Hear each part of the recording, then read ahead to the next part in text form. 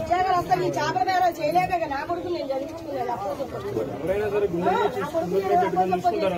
నా బిడ్డ నేను చదివించుకున్నది ఎందుకు ఏదో బతుకుతాడు నీడపట్టు నా బిడ్డ అనుకున్నానే కానీ నా కొడుకు చేపలు అమ్ముతాడని కాదు కదా. 32-42 ఏది ఒక్క ఉద్యోగం ఇవ్వమని చెప్పండి. నిజాయితీగా అయినా అసలు ధైర్యం గుండె మీద చేసుకుని ఒక ఉద్యోగం ఇవ్వమని చెప్పండి.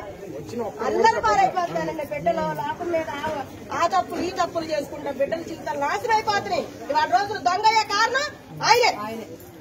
డ్రగ్స్ ప్రతి ఒక్కటి మోసపోయింది బిడ్డలే. రాష్ట్రంలో నిరుద్యోగులు ఎక్కువైపోతే ఏం చేస్తారు? అదే గంజాయిలు అమ్ముతూ గంజాయిలకి అయిపోవడం 10th క్లాస్ పిల్లల కాడి నుంచి తను ఆడుకుంటున్నాడండి. అమ్మఒడిలో నాన్నబడిలో ఎవడు అడిగాడండి? ఆయన్ని ఎవడు అడిగాడు? అసలుకి మేము అడిగావా అమ్మఒడిలో ఏమని?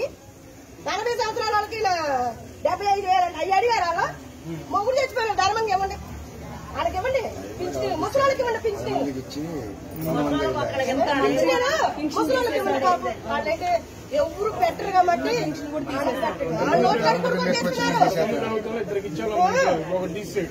అందరూ వచ్చి చక్కగా అక్కడికి వెళ్ళి బియ్యం తెచ్చుకున్నామండి. లారీలు ఎందుకంటే అడిగి వాళ్ళు వచ్చినప్పుడు లేకపోతే గోవింది అనవసరం. ఇంకా ఎందుకంటే లారీలు నాకు అర్థం వల్ల 100 లక్షలు పెట్టి లారీలు పేదలకు పెట్టమని చెప్పండి. ఆ డబ్బు పెట్టి ఖర్చు లారీలు ఎందుకండి? ఆయిల్ ఎంత ఖర్చు అండి? 1300 కోట్లు పెట్టారు. అది ఎందుకు అది ఎందుకు జెండా రంగులు ఉండాలంట రాష్ట్రం అంతా. 1300 కోట్లు ప్రజల సొమ్ము. చెప్పాలా? 10 మంది చెప్పాలి. మళ్ళీ గ్యాస్ ధరలు తగ్గాలి. ప్రతి ఒక్క లైట్ వెలిగేదండి. ఈ సచివాలయం పక్కనేగా, ఈ సచివాలయం పక్కనే ఉంది కదండి. ఏమన్నాయండి మాకు జరిగేది ఇక్కడ సచివాలయాలు? అందరూ దొంగలే. కల్లారులే ఎవరు ఎవరు కల్లారు ఎట్టుకుని కూడా తెలియట్లేదండి. సచివాలయం పక్కనేనండి. ఏం చెప్పుకోవాలి మేము వెళ్ళి సచివాలయంలో? కోళ్ళు ఎత్తుకుపోను, అయ్యి ఉంటే అయ్యి ఎత్తుకుపోను వచ్చి ఎవరిని అడుగుతామండి? ఎవరింట్లో కూడా ఎత్తాడో కూడా తెలియదు. ఎవడొచ్చి